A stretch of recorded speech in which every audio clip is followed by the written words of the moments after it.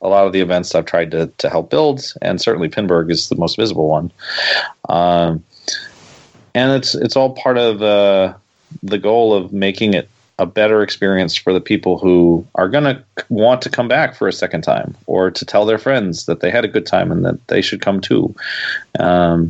Our league in New England has grown from 30 players to over 200 players in 5 years now. And it grows by having a great experience for the players who are often neglected by some of these formats and events. Yeah, so it's one thing I've always said about tournaments is like when somebody rocks up to one of these for the very first time, they should be absolutely greeted by the tournament director and made to feel that this is a normal thing, because it can be quite intimidating going to these things for the first time. They need to be made felt, I guess, as important as those people that have been doing them for years. Oh, no question, because you're going to get those 20 people no matter what you do. You say, hey, we're hosting pinball and there's prizes. Those 20 people are going to show up. And the more people you get, the better your event's going to be. And the reaction that those players have really drives the popularity or the long-term viability of the event, I think. So you're absolutely right. And most people need to know very comfortably and quickly what the rules are, what their expectations are, what they can and can't do, how it's different from regular casual play, and ideally done in a way that's not intimidating or very high stakes, I guess. So one of the challenges that we've got really is that location pinball, there are some locations that have got, let's say, more than 6 or even 10 machines, but most of the venues will only have 2 to 3 machines. What would you see would be, I guess, kind of a minimum requirement of number of machines to make a good tournament, particularly, match play? Because if you're doing match play, four players in each group, and you've got 30 people there and there's only 2 or 3 machines, that's going to go for a very long time. Yeah, it does create a limitation for you. What I recommend for if that limitation happens is to have more of a rolling tournament than a tournament that has a specific start or end time. Like some of the events we ran, I used to run an event for charity for Papa called Cupids and Canines, and the concept was that people were going to be at this charity thing just running around doing lots of things, and maybe they'll spend some of their time playing pinball, but not the whole time. And it was an area where you could come over, and as soon as 4 people were over in that area ready to go, they formed a group. And they played a 4-player group together competitively. If you won your group, you got to qualify for another round of the same stuff, which would happen later, almost like a finals, but you could do multiple layers. But the benefit was that you could just come in, do an hour, and then back away. I see that in a few tournaments now, notably the one in the Pacific Northwest and the Tacoma show, where people sign up for shifts, basically, and then your tournament time is on those shifts. And the rest of the time you're free. You're gonna be able to hang out and play the games in the convention. Sometimes at tournaments you end up not even seeing anybody else or doing anything but playing the tournament games, and it kind of sucks. So for a location that has only 1 or 2 machines trying to run an event, you almost would say, all right, here are some signups and here are some times. And okay, you've signed up for 3:00. Come back at 3 and you can play your group, rather than knowing that you're just going to be waiting around indefinitely all day. Yeah. And I know when people ask the question, what's your favorite tournament, pretty much everyone responds with Pinburg. And I know you're involved with the running of Pinburg. And before you kind of jokingly said that everything that you do it for your own self. So you don't get to play in Pinburg, which is everyone's favorite tournament. So do you want to talk a bit about, do you wish there was someone else that could help run Pinburg so you didn't have to do that? No, it's all in my personal self-interest to. There's a joy in being able to build this and being able to see just how excited people are for it, how popular it's getting, and how how it's shaping people to want to come back or to run similar events in their own cities. Building that thing is a joy, and someone's got to do it. So I don't think handing it off to somebody else would be the right decision either. This is going to be the 8th year for the Modern Pinburg, and for all 8 years, I've been involved in building the event, building the rules, building the format, acting as one of the assistant to the tournament directors, and running around like crazy for however many days it is, logging 20 plus miles of walking. It's pretty great. Well, so I'm going for my first time in, obviously, when this year. I got my ticket, thank you, because even though it sold out in 45 seconds. So talk me through, what am I going to expect? What is each of those days going to look like? And I know this is going to probably bore Ryan because he's not so much into tournaments, but I'm really excited to know what it is. What am I doing for 3 or 4 days while I'm there? Well, it's not too complicated. What you'll be doing is that every couple hours, we'll put you on a bank of games. There'll be 4 games in your bank, and you play them back to back against a group of 3 opponents. So a group of 4 on 4 machines, and you play all 4 games back to back, and you get wins and losses for everyone you beat. So at the end of your round, you might be, if you go perfect, you're 12-0. If you were average, you'd be 6-6, and it can be anywhere from 0-12 up to 12-0.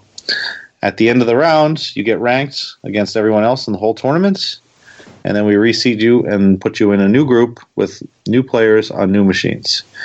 We make sure that you never play the same bank of games twice in the tournament, so you'll keep moving from bank to bank as you go. But you might end up drawing the same opponent every so often if they happen to be exactly in the right place. That it's hard to believe that happens when there are 840 players. Yeah. But it does, especially if you're at the very top. You end up seeing some of the same names because they're all fighting up at the top as well with you. So what that means is that the better that I'm playing, I'll then get grouped with better players. That's correct. Yes, and that evolves over the day. So the better you're playing, the better your opponents will be, and in the end, at the end of the first day, after 5 rounds, you get put into one of the divisions, A, B, C, D, or E. And on the second day, you'll play only against divisional opponents instead of everyone. And when you're playing in divisional opponents, you're fighting among them to try and be in the top 40 at the end of the second day, after 10 rounds. And then the third day, if you qualify, the third day is for cash prizes in the finals. For that division. So yes, there'll be cash prizes in all of A, B, C, and D divisions, and then E just has swag prizes and trophies, but it still has sort of the same glory of winning. And has the format changed over the years, or is that pretty much the basics of it, that with some tweaks along the way? The only way that the format has changed is that the very first year we ran it, we only ran 3 games per bank instead of 4 because we didn't know how long it would take. And then we found out, we can actually do this within the time frame we think we can. So we started doing 4 games per bank, and we've been doing that ever since. But the folks in Pittsburgh, they do this amazing work of running weekly events throughout the year to prepare the games, to make sure they're in bulletproof shape, and also to time them to know how long it takes them to play. So when we put 4 games together and say, this is your group of 4 games, we know about how long it's going to take you to play all 4 games together. And so a really long game, like if you had to play Lord of the Rings or Godzilla, you're going to play 4 million BC next, or something that's not going to take more than a minute and a half. Right. As compensation, so that the whole bank plays about the same amount of time as any other bank. What is that time like for a bank of 4? We have 4 play games. Our schedule commits for 2 hours and 15 minutes. So 16 games all up, 4 players on 4 machines. 4 players 2 hours. 4 machines for 135 minutes. Okay, and is that pretty solid? Like, does it ever go over, or is it usually you find that everything's done and everyone has at least 15 minutes break in between each round? Last year we went over twice by 5 minutes each time. Once for a very long game of Game of Thrones, and once for I want to say Torpedo Alley, but I can't remember what it was. Often, if it does go over, it's because a group had a malfunction and had to be put on a fifth game because the game broke down. So if people just play their 4 games and they don't have any malfunctions, they usually get through no problem within the time. And for me, that's more important than anything else, because that ties to the experience of the average player. If you have to have them everybody sit around and wait for an extra hour while something is going on, that's terrible for everybody. Okay. I would rather, we even have rules where we can like just declare someone a winner. Like, okay, you've got $3 billion on Indiana Jones, you're going to win. You're a winner. Stop playing. We need even if they're player 1, or even if they're player 1. Yes. Okay. We can say, look, if anyone else catches up to you, they'll be the winner also. But they're not going to. You're the winner. Have you done that before? No, we haven't had to use that rule. Yeah. But those are the things you have to think about. If you want the train to run on time, and that's really important, you have to have a commitment to that. You have to lay out your schedule so that there are places where there's lag time. So every day has 5 rounds. It goes 3 rounds, and then a dinner break, and then 2 rounds. So if there's something goes wrong in the first 3 rounds, all they really end up doing is eating a small amount of the dinner break. But we've never had that happen either. Logistically, it's all really carefully put together, and those are the details I'm very proud of. That I was kind of imagining you sitting there and playing these hundreds of games to test them, but it's good to know that they're kind of being tested, throughout the year. I still do that. And being times. I still have to do that. Every single one? Yeah. Wow. So, I mean, I know there are some games, and it's talked about a lot on different podcasts and forums that, as you said before about, Theatre of Magic, as an example, that, that it's not generally in tournaments. Long-playing games. So you mentioned before Game of Thrones. It's a pretty notorious long-playing game. So do you then take that out the next year, or do you just kind of heavily change the game and bastardize it so it doesn't play long? Yeah, that's exactly right. We can't take the games out because we need them all. We need 320 games to run this tournament. Yeah. It's ridiculous. It's crazy. But we need more. In fact, that's the reason people are saying, oh, this tournament is too hard to get into, which is also ridiculous, that this tournament is too hard to get into with 840 players. Yeah. What we need is more machines. We need another 100 machines. If we had that, we would be all set, sort of. We just have to then find tournament directors. That's right, and tech space, all of the other problems. But that's the real problem. That's why we can't have 1,000 players this year. But a game like Theatre of Magic, you can't just throw it out. You have to accommodate. So you put like a big yellow post over there to make it harder to shoot the left loop, or you make it so that when it comes back down the right orbit after entering the bumpers, it will hit the slingshot every time. Yeah.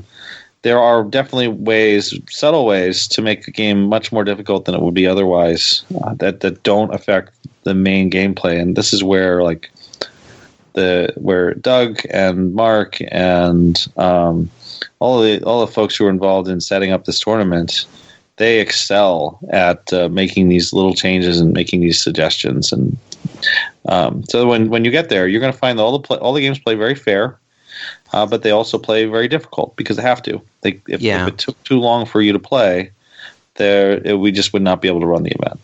So, okay, besides turning off extra balls, are there any modern games, I'll say in the last, or say since 2000, that you guys don't need to pretty much do any modifications to? You think that out of the box, it's hard enough? What era did you say? Like 2000 onwards. Iron Man. Oh well, certainly a fair number of games. Honestly, I would say that with. I would certainly say it for Iron Man, for Metallica, for I'm trying to think what others come to mind. But what ends up happening most of the time is that those games are pretty much playable as is. Like the AC/DC we play, there aren't really any significant modifications to it.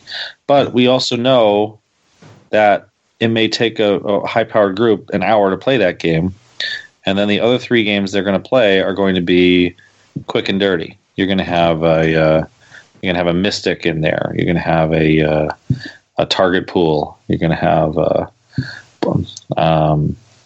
have games that are pretty dirty, but they'll play. They just won't play very long. You'll have a Jokers, or you'll have a Andromeda or something. Every game on Metallica is going to be timed, and we can tell like this is about how long it's going to take.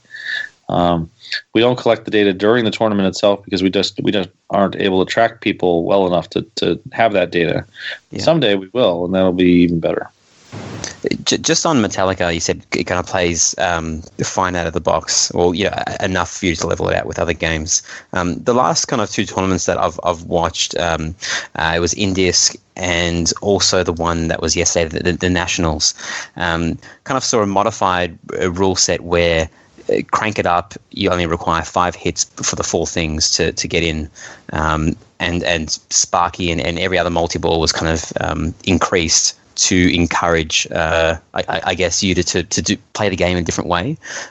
Is that something that you guys, is that an in thing right now in tournaments, or is it just a coincidence that the last 2 tournaments I've watched had the same rules? On Metallica, it's definitely something that's been popularized lately, and I kind of like it. The thing that benefits from in a tournament perspective is that crank it up is all 1-ball play. Mm-hmm. And it drives players away from the usual mantra of find a multi-ball, play a multi-ball. Yeah. Find a multi-ball, play a multi-ball, which tends to be a very safe way to play. Playing for easy crank-it-ups is the opposite. Like, get into crank-it-up, go crazy. See how greedy you can get, I guess. It also means that people drain faster. So if I'm designing a tournament and I'm trying to make sure people don't last as long as they will otherwise, that's exactly what I want. I want people to play 1-ball play and do crazy difficult things, and that'll cause them to drain. Yeah. I don't know what we're doing with Metallica for Pinburg. Our tendency is to keep the games on relatively factory settings, so that someone walking up to it, because there's no practice, that someone walking up to the game won't be shocked by a variation on the rules that they get. Okay, so thinking about you now personally and all the tournaments that you've done, is there a particular player or players that you kind of dread going up against, or does it not matter and it's just you in the game? That's a good question, and my answer is that there isn't a player that I dread playing against, because as soon as you fill yourself with the dread over playing somebody, you may as well just have chalked up a loss already. You don't ever play your opponent; you play their score. So most of the time, I'm able to just ignore that. And when I'm watching my opponents play, I'm watching for the feeds, I'm watching for the behavior of the machine, I'm watching for their decision making, I'm watching for their shot making, and specifically I'm watching to see when they miss shots, how are they missing? Like, oh, this person's trying to take a shot at this shot on Medieval and they missed to the right. They took a second shot and they missed to the right again. Well, that means that I'm going to take my first shot and miss to the right. And by the time I step up to the machine, I'm going to pretend like I had already missed to the right 2 or 3 times and just start by assuming it's already further left than I think it is. And that makes my shot making more accurate out the door when it's my turn. That's probably the biggest advantage of being able to watch other people play on camera now, is you get a lot more of that information. And I'd also, by watching the camera, I don't actually watch the score. I just watch their actions. And then when I feel like I have enough information, I stop watching, because everything else is dread. Like, oh, there's a jackpot. Oh, there's another jackpot. Oh, geez. Every so often you get into a moment where your opponent does something so remarkable that you just can't help but be awed by it, and then hopefully that doesn't contribute to you dreading playing against them. So if anything, playing Keith Elwin, I can remember two instances where I played him on Congo in a tournament final, and he put $4 billion on the Congo on ball one as player one. He got 200 diamonds and went through the super multi-ball twice. Oh my gosh! On his first ball, and I'm like, okay, let's do it. And I did not catch him, but I did get halfway there. I got over 100 diamonds. I got 2 billion, but I didn't catch up to him. But I feel like I played well. And the same thing happened another year. We played a U.S. championship game on fishtails, and he put over $1 billion on the fishtails on ball one, player one. Then I started going. I had the ball bounce off the lock drop target down the middle, so I had pretty much a zero ball. Then he got up and he sent the $1 billion up to $5 billion. Yeah. So yeah, I'm going up for ball two, and I'm like, okay, I'm behind by $5 billion on fishtails. But do you look at it and think, well, I know what he's done, I can do it as well? Well, actually, my reaction, my brain at that moment was, this is going to be the greatest comeback of all time. And it was not, but I got over $1 billion. I got $1.4 billion or something like that. And it stinks to get one of the best 3-wall scores I've ever had on fishtails and go like, well, you still only lost by $3.5 billion. Nice job.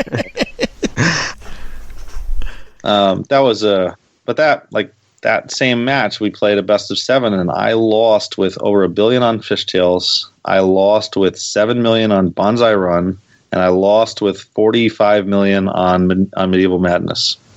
Yeah. And when those happen, he's like, okay, you still played well. I played well.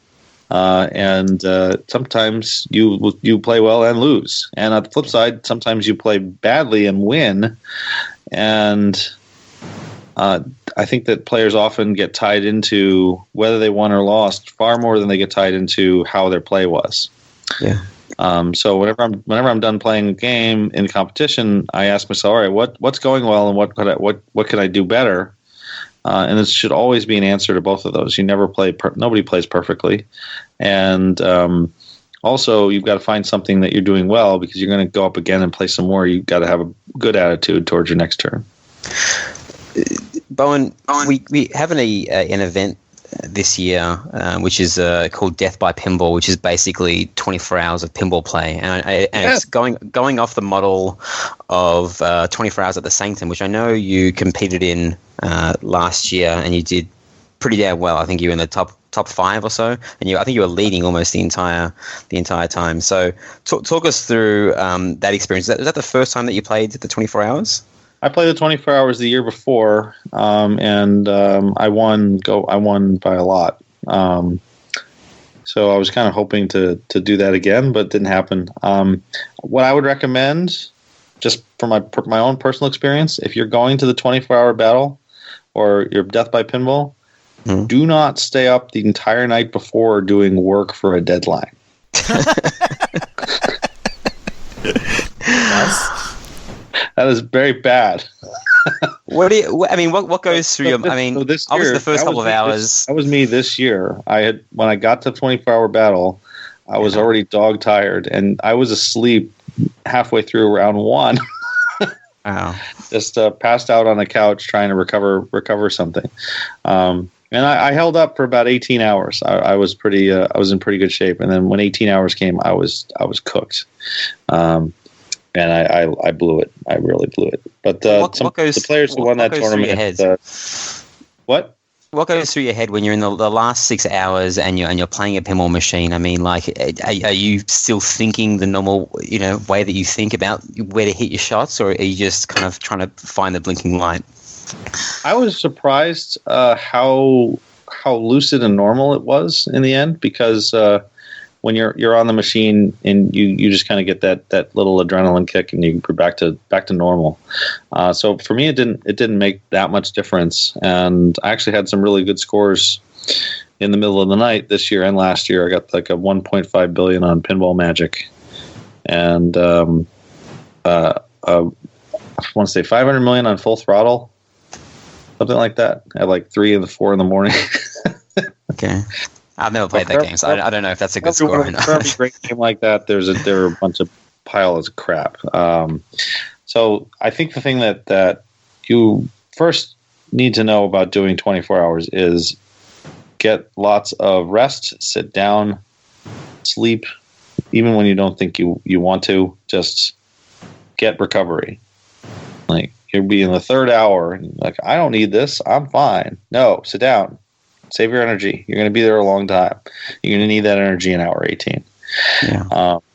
I also recommend, if you're like a caffeine drinker, don't drink any caffeine for the first 12 hours.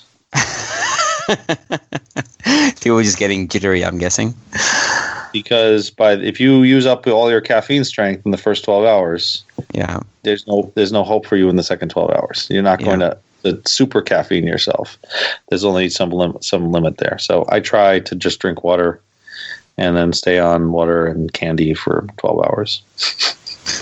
I recommend coconut water. It's nature's natural Gatorade, and it has all the electrolytes you need. Not that I've ever played 24 hours of pinball, let alone probably more than 6 or 7. But none of this I'm giving you some advice. It's got electrolytes. So that's what the plants crave, right?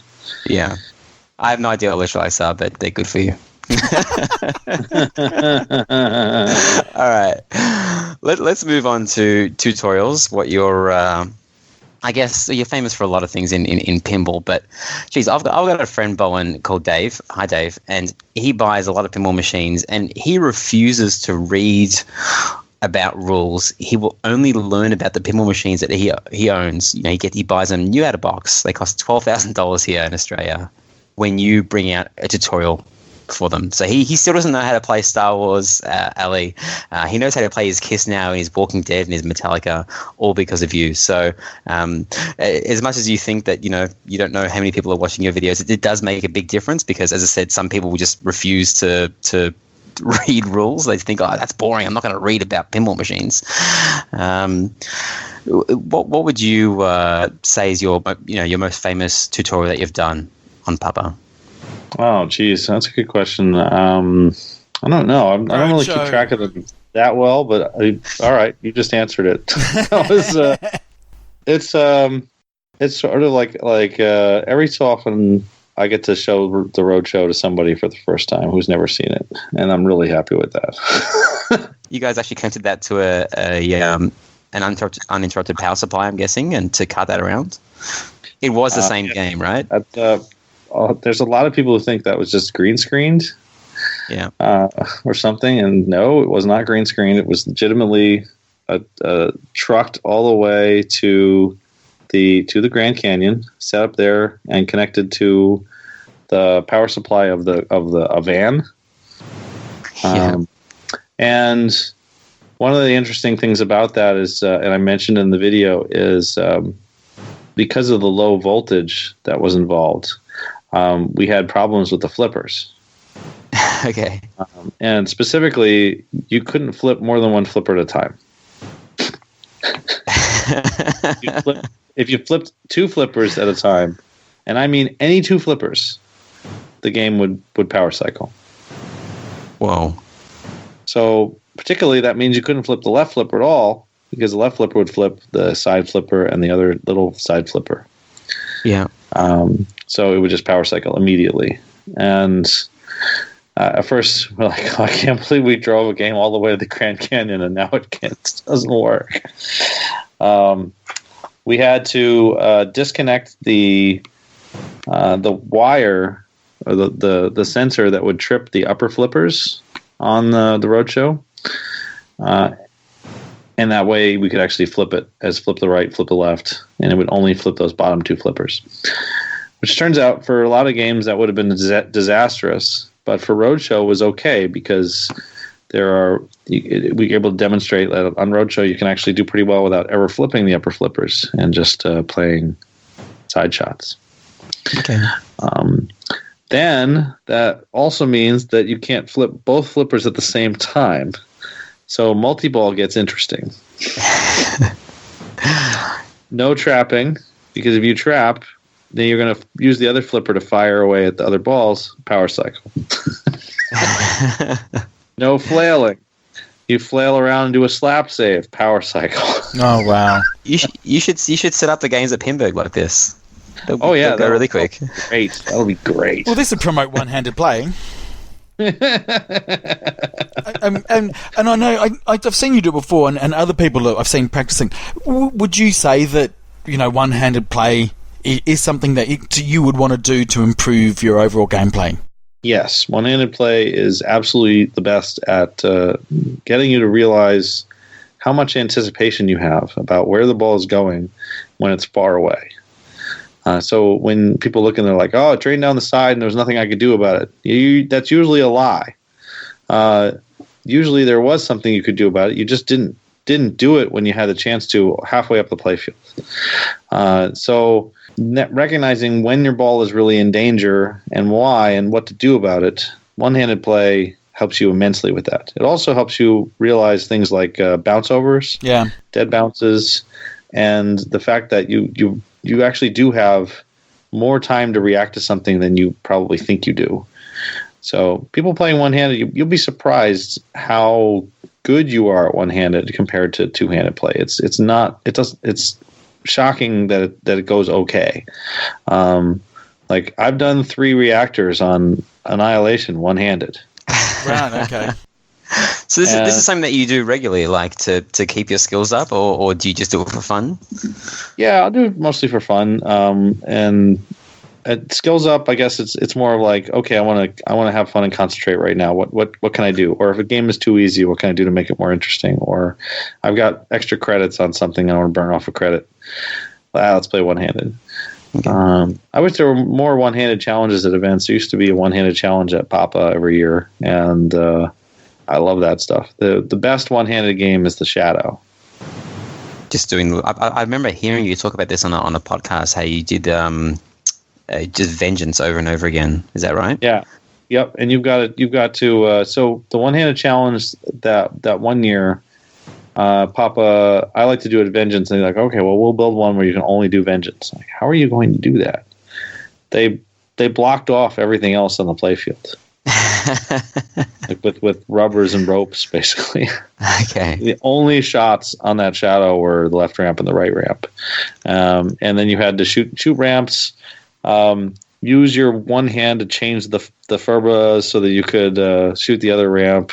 Yeah. And, so if you shoot, if you're in Vengeance mode and you're all over the place, it's great. Yeah. If you're in Vengeance and you shoot. If you shoot all 4 shots in a combo, I think you get 100 million. Is that right? Yeah, you get Super Vengeance. And then it changes the whole thing into Super Vengeance, which is worth more as a base. And then any completion is 100 million instead of 50. So, and it'll say that. It'll say Super Vengeance is yours instead of Vengeance is yours. Okay, I haven't got there yet. I've got the machine, but I'm just horrible at the Shadow. It plays just absolutely too fast for me. But that'll be my new challenge, getting to Super Vengeance. It's really hard. It can be any combo, so you don't actually have to finish. You don't have to finish like all 4 ramps back to back. You just have to finish them in a combo. Oh, okay. Okay, that's not that hard then. Well, I mean, I'll still probably struggle to do it, but that sounds a lot more less daunting than a 4-way combo. Now, so Bowen, I've got a question I just want to ask you, and I'm gonna sort of phrase this a very interesting way. Well, in my head, I think it's interesting. All right. It may not come out interesting, but when people want to, let's say people think to themselves, I want to get my fitness and I want to be better, and they'll go and get a personal trainer and they'll have a plan for the next 12 months. If someone came up to you and said, Bowen, I want you to be my tutorial, my tutor for the next 12 months because I want to be a better player. Uh-huh. What would be the journey that you would take somebody on? And the subtext of this really is, Ryan and I, and I also, when I do my streaming, people often ask me, what can I do to be a better player? So I'm sort of just posing it that way to you, to say, if you were somebody's tutor, and they pay you lots of money, so that'll get you excited, what sort of journey would you take them over for 12 months to really become a much better player? All right. Well, I like this.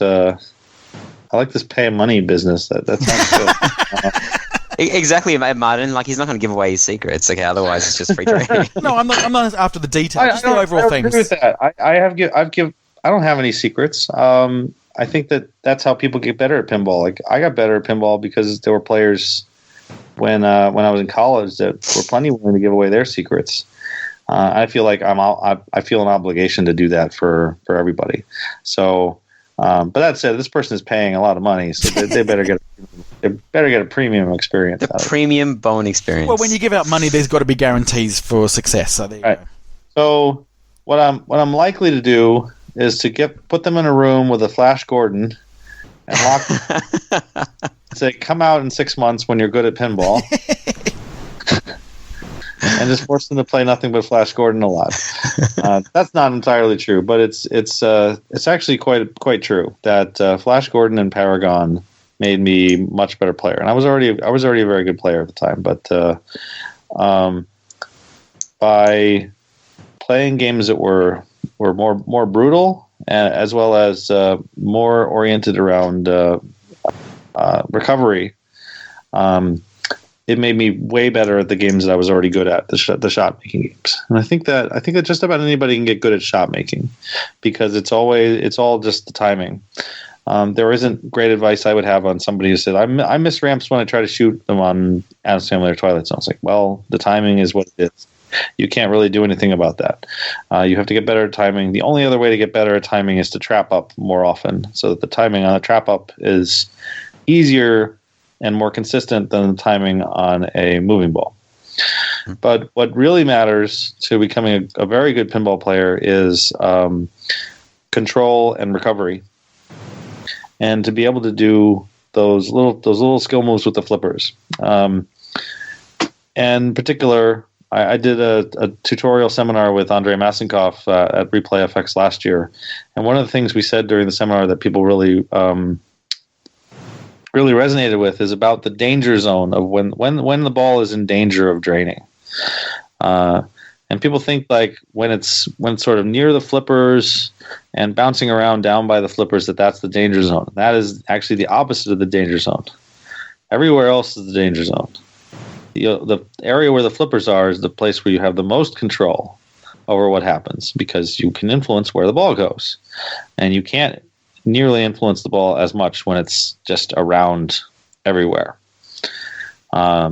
So using skill moves to get ball control, and using your nudging to get recovery, those are the biggest things. And then you have to find the machines that prioritize those things as big ideas. So Paragon is an excellent choice because you get the recovery of bouncing the ball off of things, but also the different control moves of drop catches, of tap passes, of post transfers, bounce overs. There are just a wide variety of moves that someone can do on Paragon to get the ball where they need it to go. And then when you move on from Paragon back to an Addams Family or to a Metallica or something like that, you find that those new games are easier all of a sudden, much easier than they ever were before, because you have those moves that you were practicing on the Paragon, and a ball that ended in Paragon in 10 seconds. You just don't really have that anymore. So modern machines feel much easier if you've been playing late model EMs and early solid states. And I would say that is the environment for someone to get really good. That's what makes it interesting. Like Pinburg, always the final game at Pinburg in the final round is a early model solid state, and that's on purpose, so that the last game can be interesting like that. Yeah. I guess what you're saying is that if people can't find these old machines, they should ring up KT and Charlie at Spooky Pinball and buy a Total Nuclear Annihilation, and that'll improve their game. Is that what we're getting at? I hope that Annihilation is the start of a movement back towards simpler rules and a greater emphasis on control and recovery. Yeah. That in a lot of games, you play for a really long time. Your shot making controls whether you get to continue playing most of the time. Like someone playing Guardians or Aerosmith, if you're pretty great at making ramps, things are going to go pretty well for you on those games. And anytime you do need to shoot something that's out of control, forcibly, like a toy box or a Groot, it's far away. So recovery amounts to seeing whether the ball is going to go down the middle or towards the outline, and then being prepared for it in under only those circumstances. Yeah. On Paragon or on Flash Gordon or on Annihilation, you're just constantly on guard for what's going to go wrong next. Yeah. And playing Annihilation is as much about just that sort of amped up, oh my god kind of stuff than anything else. And very few games are able to deliver that right now. Sure. Just lastly on your tutorials, a lot of machines have kind of been updated unexpectedly, as we saw with kind of The Walking Dead and AC/DC. And you've done many tutorials. If you were to go back and redo one of your games because you think, I guess, the strategy or the information that people need to know about that machine that you presented in the tutorial has now changed, what would that machine be? Probably the most likely one that we would want to do over again is Star Trek, because of the medals system that's been added into the game, and the desire to play out modes and get points from them instead of just timing everything out and waiting for the Kobayashi. Yeah, that's a major difference in that game. I mean, the tutorial, I'm not going to do that because it's boring. But that game, I think when we did Metallica, that Crank It Up hadn't been programmed yet. So we should really go back and do that again. The other thing I want to do is that the earliest tutorials for several years even were done with just a single top-down camera instead of the multicam setup that has the flipper view and the scoreboard view. So redoing that for some of the better games like Whitewater or Funhouse, I would like to go back and do those again. But as it is right now, we still have so many games we haven't done yet, and the backers that I have under Patreon, they're actually the ones who make the decision about what it is that I get to do as the lead game when we go film. So they picked Poker Tour, they picked what else did they pick? I don't have the list. Doctor Who recently. Doctor Who, yeah, and they picked Lebowski, and we still have we have a Lebowski video that's almost ready to go. We've been waiting for like more Lebowskis to appear. So I don't know. I try to stay out of that, but some reason there haven't been very many Lebowskis showing up on location lately. It's stuck in customs or something. I don't know why. Yeah. So you've obviously talked about some machines that have had updated codes. If there's a machine that you can think about, and I think because of probably the nature of the more complicated rule set, so probably from 2000 onwards, but is there a machine that you look and you think, I wish they would go back and revisit the code and do something about it? And I don't mean like complete the code. I think Wheel of Fortune is probably one like that, but you may even choose that as one of these as well. But a machine where you just think, with what we know now and how machines play now, you would go back and you'd want them to revisit and update the code. My first thought on this is actually Simpsons Pinball Party. Okay. Even though I love the code and I love the depth, that game does not deliver a good experience for new players. I've said this as well, Bowen. I've said it's absolutely besides the theme, it is the most unintuitive pinball machine I've ever played. And no one that comes over to my house and plays that machine that is new to pinball enjoys that machine at all, because you can't accidentally start multi-ball in that game unless the itchy and scratchy maybe sometimes. The multi-ball start is so hard for a new player and the upper play field. I just wanted to just get that in there.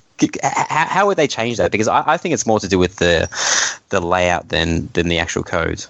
You're not wrong. You're not wrong at all. But the layout, the code can be changed without changing the layout. The thing I would choose to do is to exchange the TV and the auto. Okay. So the auto, which is the shot up the middle, it doubles a shot, right? Yeah. The TV up at the top starts rounds. Yeah. Now, for a brand new player, which one of those shots is more likely Definitely the auto. Yeah. And they shoot the auto, and the auto says, "Hey, you doubled this," and the new player says, "I don't give a shit."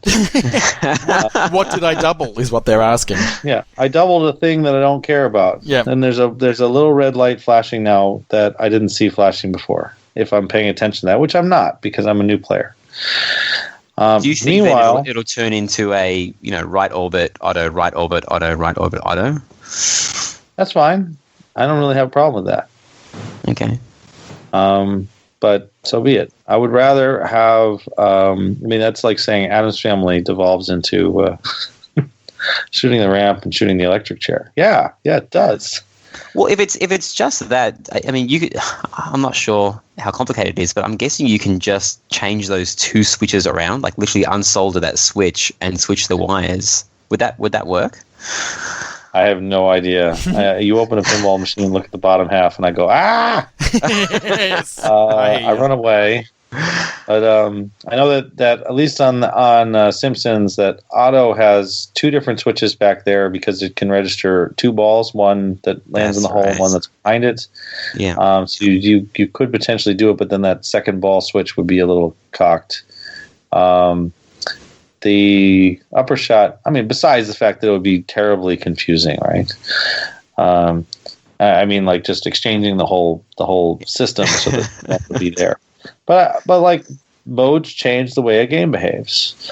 Yeah. And if a player can start around and see, oh, the game state has changed in a significant way. And for example, on Attack from Mars, just being able to knock the saucer down and knock that little doorway down and bring up the saucer, you're like, ooh, something's happening now. And you feel very satisfied about that. Those are the experiences that a new player gloms onto and gets hooked on. And I don't think there is any such experience on Simpsons. There's better experiences for new players on the 1990 Simpsons, which is almost a universally hated game from advanced players because there's not much to do. But that, in some ways, that's why it works for a new player, and that game was very successful on location. That's why people like South Park. That's why South Park still earns a ton of money on location compared to almost any other new game, because it's clear what to do. You can do it. You can see it being done, and you feel like something went right. And for a player at our level, we just don't care. We're like, all right, enough already. Yeah, it's funny you kind of mentioned Simpsons kind of twice today while talking to us, and you said that it's almost designed for you. But it sounds like you don't want pinball machines to be designed for you because it's not for the greater good of pinball, I guess. Yeah.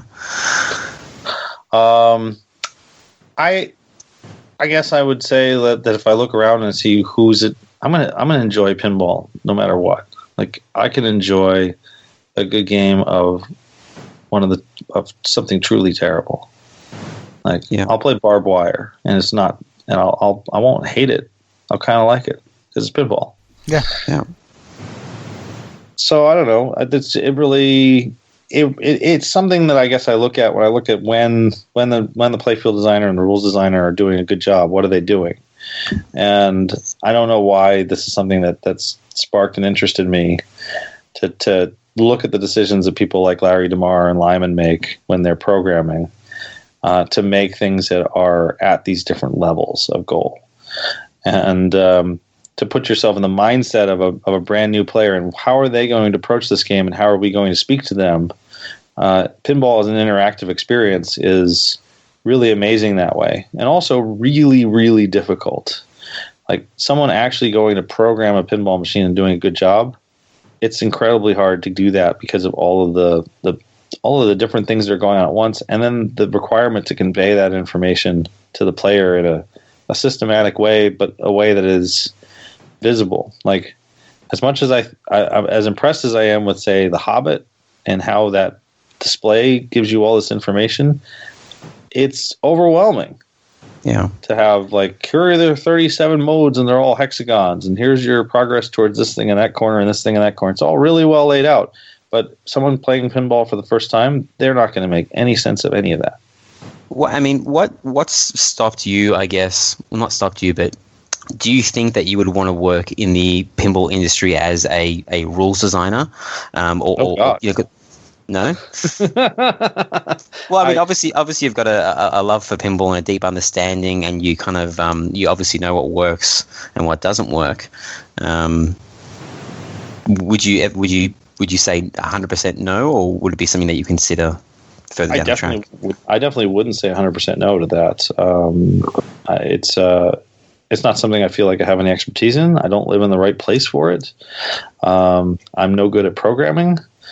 I mean, I'm okay at programming, but I don't think I'm very good at programming. And I wouldn't want to create something and then have people on the internet shout at me about bugs. And I also don't think I have the creativity. And I'm not sure that that's true, because the creativity comes from probably looking at other games and going like, oh, here's something interesting that game did. What if we did this variation on that? And then incorporate that into whatever game it is that someone is designing. But I see some of that's what they did with Guardians of the Galaxy. They said, hey, look, Aerosmith works. Right. Anyone can be a pinball rules designer, okay? If you do it that way. Sorry. How do you say it? Come on, man. That was all Star Trek rules. Come on. Yeah, exactly. Yeah, exactly. So it's the same guy as well. Sorry, I had to say it. All right, before we finish up, Bowen. But I wanted to give you an example, if it's okay. Okay, go for it. Yep. Like on Walking Dead, there's this thing called Horde that you get to when you finish all the weapons. Yep. And it's like it's a wizard mode, but it's not impossible to get to. Mm-hmm. Horde is the video mode from Dracula, where the things are coming at you, the wolves.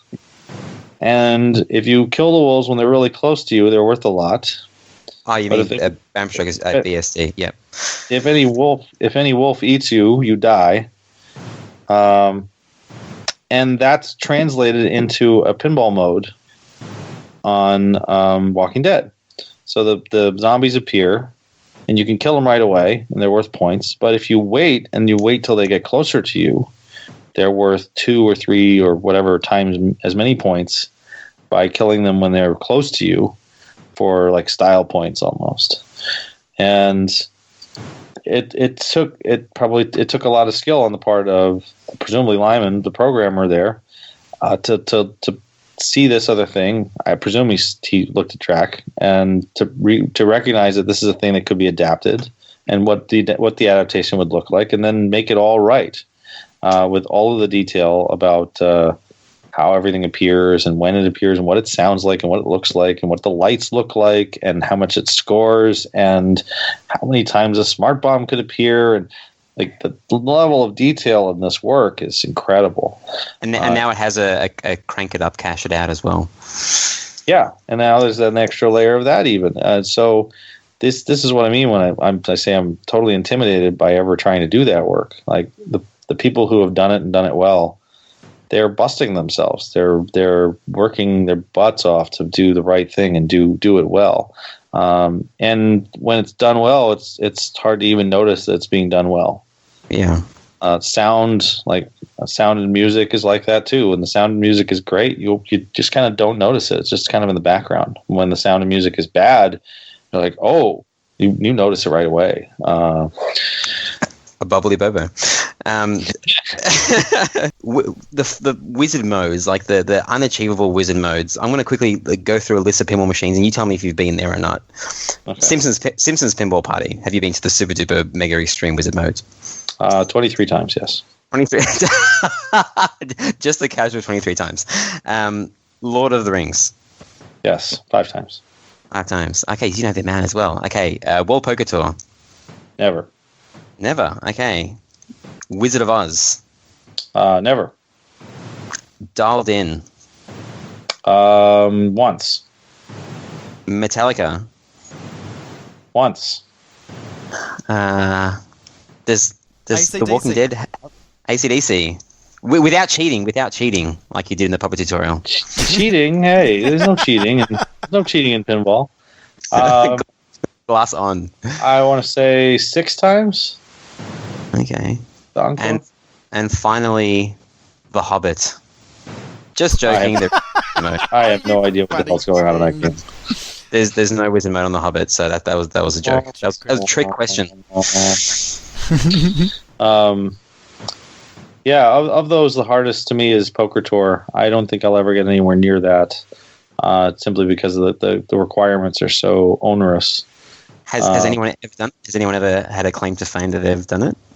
It's probably been done.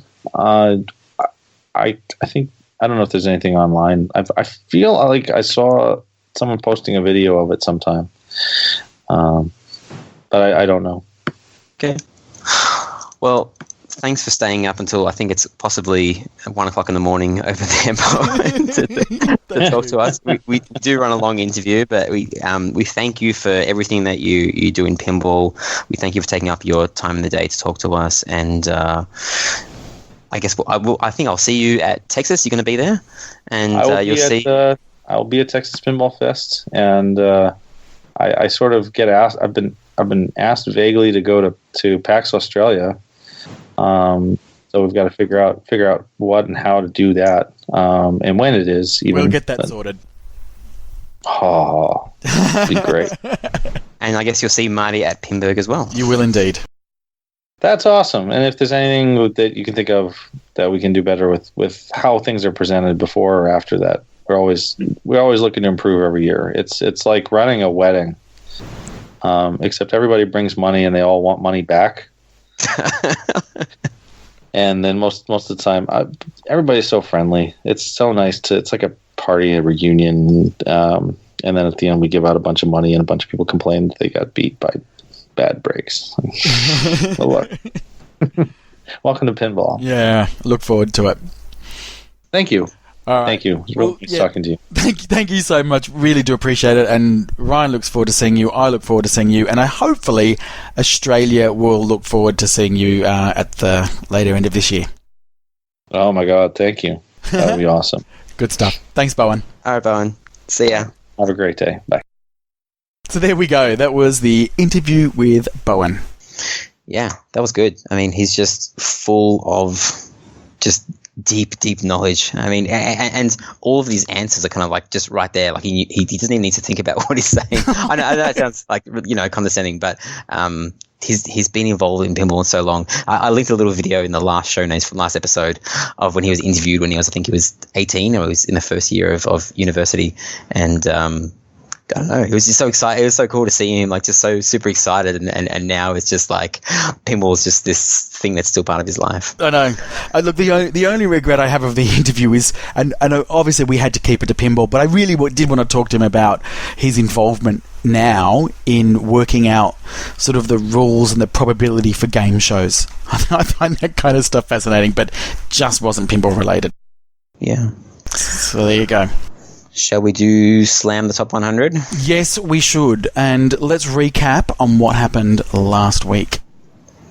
Batman won. You won again, Marty. Yeah. So who was it between? Just me and you. There was no one else involved. No one else that we ever speak of again. No. Vanished. was involved, and we had a fantastic response to it. So 5 entries. I posted at the wrong time. We got millions of people just overloaded. But anyway, it was easy to count all the wins, all the vote that Batman had.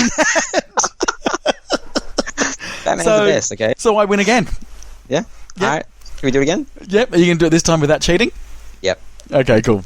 Please generate a number between 0 and 100. Oh, fuck. Please generate a number between 0 and 100. Sure. This one's mine. Please be 1 or 2. 31. 31 is... the yes. Shadow. I was playing it today. Fucking love the Shadow. All right. I love the Shadow. Okay. All right. Come on. Please generate a number between 0 and 100. Coming right up. Pretty sure I can just say, give me another one, but... 70. Haha. What is 70? Medusa. Garrett's You know nothing about Medusa, do you? No, I do know Medusa. Do you? Yeah. Okay. I do. Oh, no, kick your ass. Okay, Let me just pull up the flyer. I'm getting excited already. This is like the first one I'm excited about because I'm like you passionate. know this one really well. No, it's the pinball machine that I'm the worst at, but I do love it. So you go first. All right, let me get the timer out quickly. Okay, The Shadow Pinball Machine. Absolutely horrible movie, Marty. I'm just going to get in there first so you can't bag it about the movie. It doesn't matter. You treat it as an original theme. It is one of the fastest pinball machines, and it has amazing call-outs when you hit Vengeance. Diverters. You can physically press a button on the pinball machine and it moves diverters from left to right, which makes the 2 shots into 4 shots. Oh, wow. 3-way combo. One of the best call-outs ever. And if you keep on going 4-way, 5-way, 6-way, 7-way combo, it's amazing.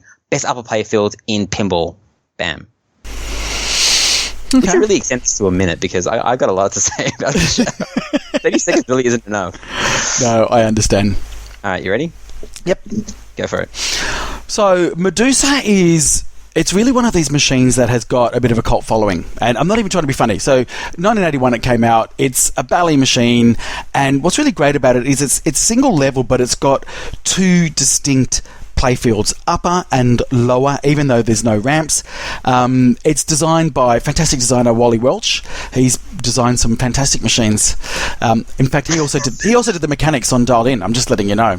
Oh gosh! But the best thing about Medusa, the sound and the art by Kevin O'Connor, amazing. You can't just.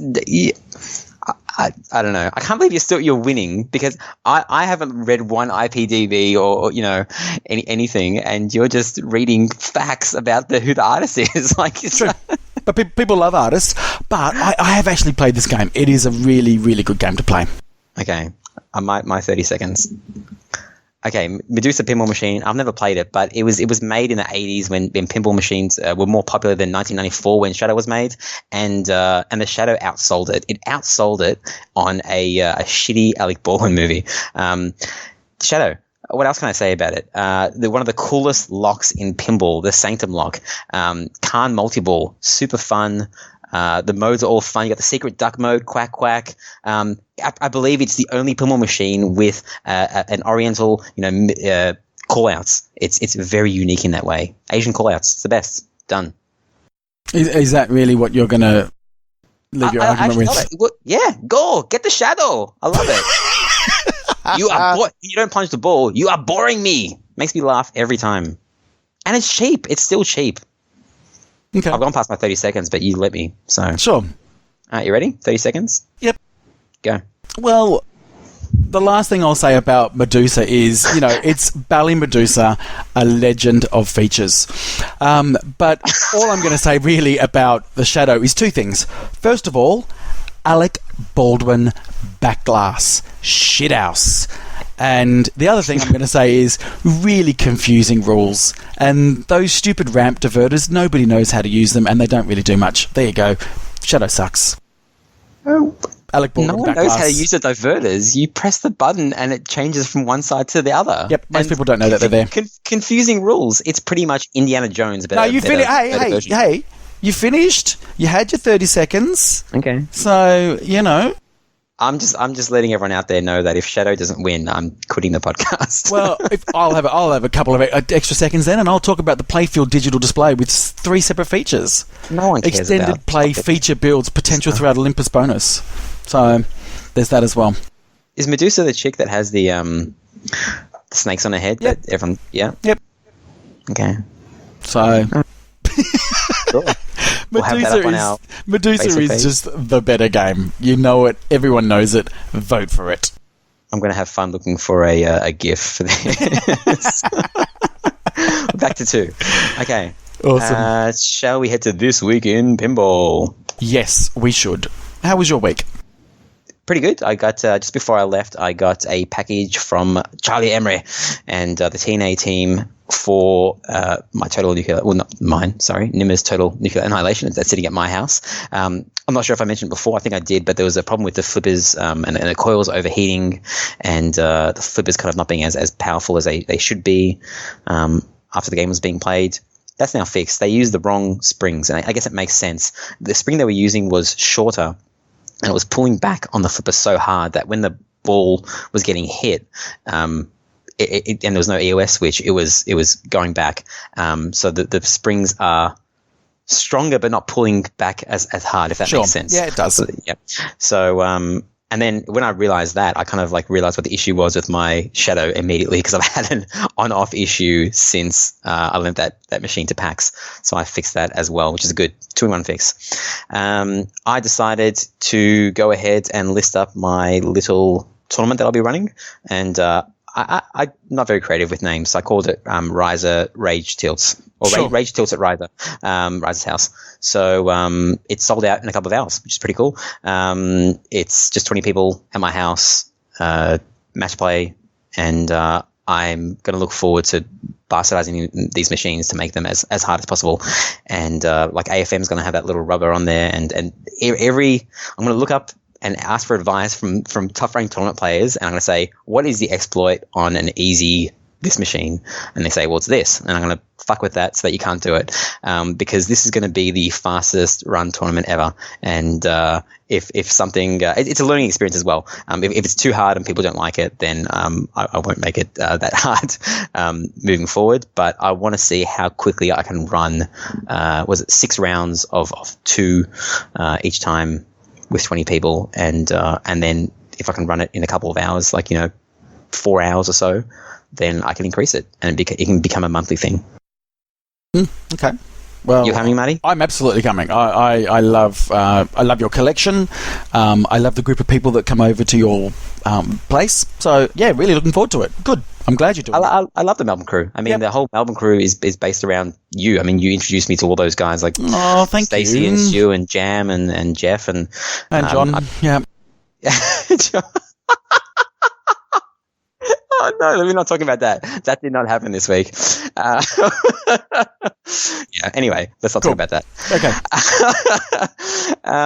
That's pretty much it. I'm looking forward to playing some pinball here in Vegas. There's a lot of cool places like Pinball Hall of Fame and Flipperspiel, I think. Yeah, I think that's how you say it. Yep. So, what have you been up to, Marty? I saw a picture of you, Marty. I can't believe you're going to bring that up. And no, I'm not going to talk about it because I know you've got the picture and you'll put it up in show notes. Do not do it. I am not talking about dressing up as Thor. Anyway. Okay. No, look, I didn't get to stream that much because I did go to a conference and I dressed up as Thor. There you go. There's the end of the story. But the thing that happened this week, and I've mentioned this to you a couple of times, but the last couple of months, so did you know that there is a raffle that you can go in to win a brand new Stern pinball machine? I do know about that raffle because I think Ron from the Slam Tilt podcast has won it, and possibly Bruce. Yeah. And yes, you showed me the screenshot of you entering. So yes, I know it, Marty. Well, good. What you also know is that 2 months in a row, because I've only been doing it for 2 months, I have not won a free pinball machine. So they do it every month. Yep. No. Okay. So here's the thing, right? So there is charity, like money I give to charity every month, right? So this is a win-win because I give to charity, but I also, there's a chance of me winning something. And I think they only sell about 250 tickets. So you've got a 1 in 250 chance of winning a new pinball machine. So I would say, first of all, you wanted your Iron Maiden. That's what you want. I do want my Iron Maiden, but also be a pro or something, right? But also, I know that that Joe's has been on a couple of podcasts talking about it. But effectively, what it is, it's raising money for the Pinball Education Centre. So it's a place where they're going to put pinball machines, and children and families, or families with children with special needs, will come to this venue, and it's a safe place, and it's all about having fun and enjoying yourselves and watching children play pinball. There's nothing wrong with that. That is absolutely amazing right there. So I just wanted to give a bit of a plug for this as well. So pinball-edu.org. Go there, go to their raffle each month. I can't even remember how much it is, but it's, $40, $50 an entry, something like that. It's not a lot, and it's an amazing, worthwhile cause. And you know what? You never know. You may actually get a pinball machine out of it. So I just wanted to put that there because it actually gets me very excited. And he streams the results, and I wake up and realise that I haven't, but I'm still going to enter it. So I think everybody should enter in it. Cool. And that's my week. So that's all. No, nothing else in pinball. No, that's it. Sorry, I want to say something else that I did.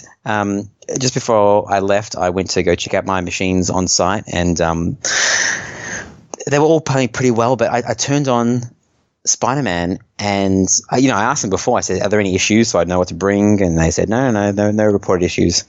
And I turn it on, and Spider-Man, and the score is just going up, and there's no sound being made. Like when there's a stuck switch or something, you'll get an error and it'll disable it. There was no stuck switch in the settings. There was no errors, and there was no sound being made. So I was so confused. I was like, and it was going up maybe like 5,000 or so every couple of seconds, but it was going up by 10. I'm like, okay, I know it scores 10, so it's like a switch hit of some sort that isn't that important. And I tried to figure it out for a couple of minutes.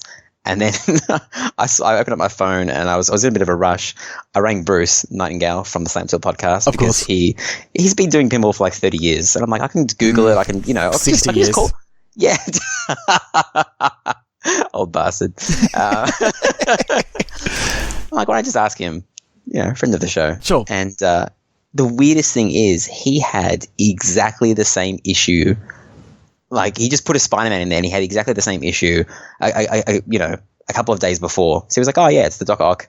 The Doc Ock Opto is flaky. You just need to kind of resolder it or do this and that. And it was. And I fixed it. Thanks, Ron. Thanks to Bruce, sorry. And then I went to Getaway, and there was an issue with that. And I'm like, I could figure this out as well. I just ring Bruce back, and yeah, he helped me solve that issue as well. So if you ever have a problem, just ring Bruce, okay? Bruce Nightingale is your man. What a legend. Awesome. That's all. Well, there you go. All right. Well, I am really looking forward to this week. Well, for you, I'm really looking forward to it because I just know how excited you are to go to TPF. But I'm also really excited to wake up in the morning and have hundreds of messages from you telling me what you've been able to see there. Should I start littering our Facebook page or Instagram with just pictures of everything I see? Yeah, of course you should. Should I make it only pinball related, or like every hooker or every cocaine? You just go crazy. All right, you're over there. I'll be at the hotel bar. Just show us all the local sites. Okay. Awesome. Well, till next week. See you later. Bye. You've been listening to the Head2Head Pinball podcast. You can find us head2headpinball.com. We're, H2H on Twitter, something like that? H2H Pinball on Twitter. And make sure you email us, headtoheadpinball@gmail.com. We're desperate. We love emails. Please criticize Ryan. It only adds fuel to the fire. And you can catch us on iTunes, Stitcher, and Google Play, maybe. I don't know.